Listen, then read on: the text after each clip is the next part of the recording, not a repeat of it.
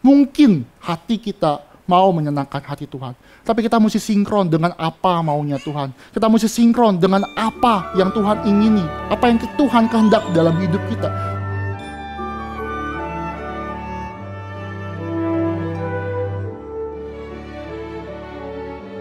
Dan mempersembahkan itu adalah sesuatu yang sulit sekali zaman sekarang, karena dunia sudah membentuk kita dengan cara apa?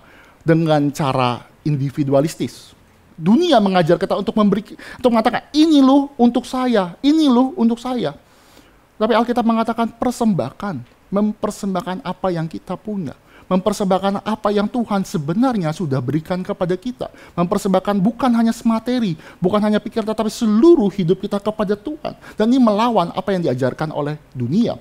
Maka selanjutnya ketika Paulus memberikan desakan kepada kita, memberikan desakan karena kemurahan Allah, dan dia meminta kita mempersembahkan tubuh.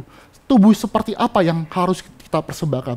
Tubuh yang dipersembahkan adalah tubuh yang hidup, yang kudus, dan yang berkenan kepada Allah. Ada 3 hal yang kita bisa pelajari. Tubuh yang hidup. Yang hidup ini melawan cara saat itu. Mengapa? Karena yang namanya korban, yang namanya kurban itu harus mati terlebih dahulu.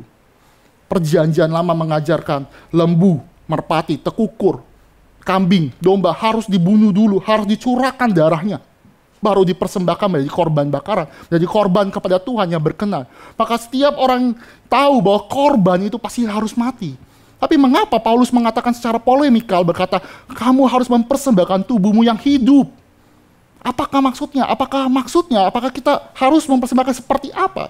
Dan Paulus mengatakan persembahan hidup berarti ada paradoks. Paradoks apakah? Berarti kita mati karena dosa kita. Kita dengan pertolongan daripada Allah Roh Kudus, kita mematikan segala benih-benih dosa. Kita mematikan segala hal-hal yang membawa kita ke dalam dosa. Dan kita hidup kepada Tuhan. Kita hidup kita yang lama sudah berlalu. Sekarang kita ada ciptaan baru. Dan kita harus memperkenankan Tuhan. Dan kata hidup di dalam bagian ini bukan hanya semata-mata hidup saja, tetapi hidup di dalam konteks saat itu, di dalam tensis Yunania, menciptakan hidup secara kontinu, secara aktif. Berarti hidup bukan semata-mata hanya hidup saja, karena binatang pun hidup. Karena tanaman-tanaman pun hidup. Tapi ada suatu persembahan, ada suatu kerelaan yang sungguh-sungguh terjadi. Bukan hanya, saya katakan, bukan hanya hari Minggu saja kita mempersembahkan, tetapi ada kontinuitas, bukan hanya rapel ya. Senin sampai Jumat, oke lah, hidup percuma. Sabtu, Minggu sudah siap-siap untuk beribadah, siap untuk mempersembahkan hidup. Bukan demikian. Hidup juga bisa berarti berjalan. Hidup itu berarti berjalan, bukan berlari. Berjalan berarti dengan teratur, dengan konsisten, hidup bersama dengan Tuhan.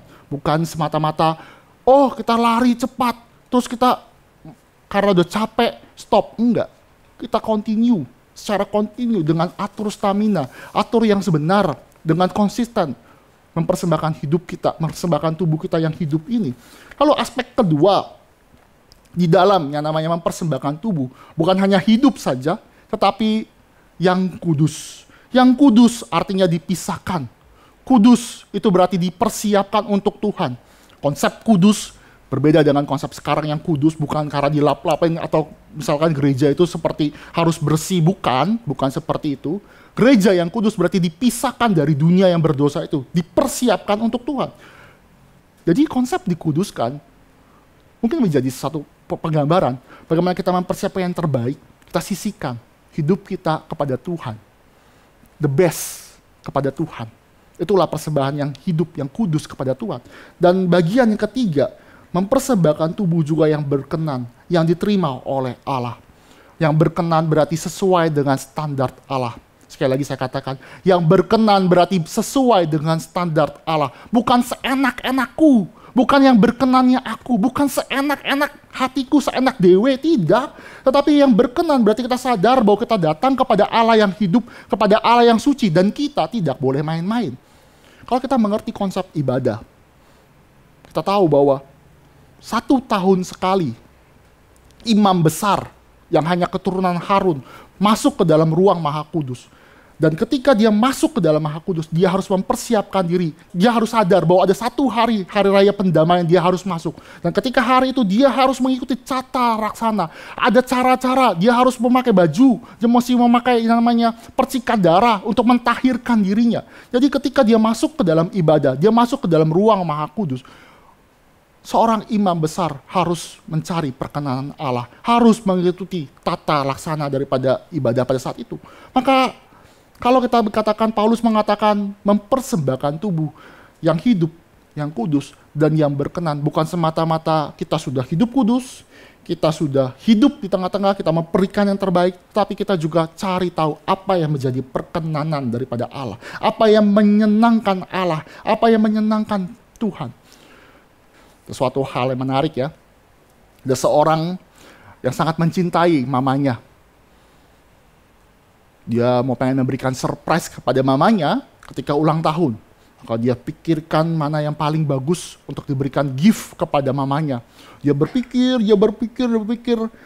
Akhirnya dia punya pikiran. Dia mendapatkan ide. Baik, karena saya suka musik rock, maka saya persiapkan semua ruangan rumah saya. Ketika mama saya buka pintu, saya akan mainkan musik paling keras, musik paling hebat untuk menyambut mama saya yang ulang tahun. Dia sudah merencanakan semuanya, maka ketika mamanya pergi sebentar di hari ulang tahun, dan ketika anak itu sudah mempersiapkan, men-setting semua untuk surprise mamanya, maka mamanya ketika masuk ke dalam rumahnya dan anak itu langsung berkata, "Happy birthday mamaku." Apa yang terjadi dengan suara rock seperti ini? Mamanya bisa stroke, bisa jatuh, bisa pingsan. Hati seorang anak itu mau menyenangkan orang tuanya, menyenangkan mamanya yang dikasihi. Tapi mamanya itu tidak menyukai. Ini menjadi gambaran kepada kita. Mungkin hati kita mau menyenangkan hati Tuhan. Tapi kita mesti sinkron dengan apa maunya Tuhan. Kita mesti sinkron dengan apa yang Tuhan ingini. Apa yang Tuhan kehendak dalam hidup kita. Jadi bukan semata-mata, oke, saya sudah hidup bagus, hidup baik-baik saja, tetapi kita punya relasi dengan Tuhan untuk kita hidup sesuai dengan perkenan Tuhan. Maka apa yang harusnya kita cari tahu? Ketika kita kenal, kita mau mengasihi Tuhan, maka kita cari apa yang menjadi perkenanan Tuhan. Dan itulah yang diminta oleh Tuhan. Masing-masing pribadi kita, Tuhan panggil berbeda. Dan kita harus mencari perkenanan. Dan bagaimana caranya? Dan di Roma ayat yang kedua memberikan kepada kita bagaimana kita berkenan, bagaimana sesuai dengan firman Tuhan, yaitu janganlah kamu menjadi serupa dengan dunia ini, tapi berubahlah oleh pembaruan budimu, sehingga kamu dapat membedakan manakah kehendak Allah, apa yang baik, yang berkenan kepada Allah, dan yang sempurna.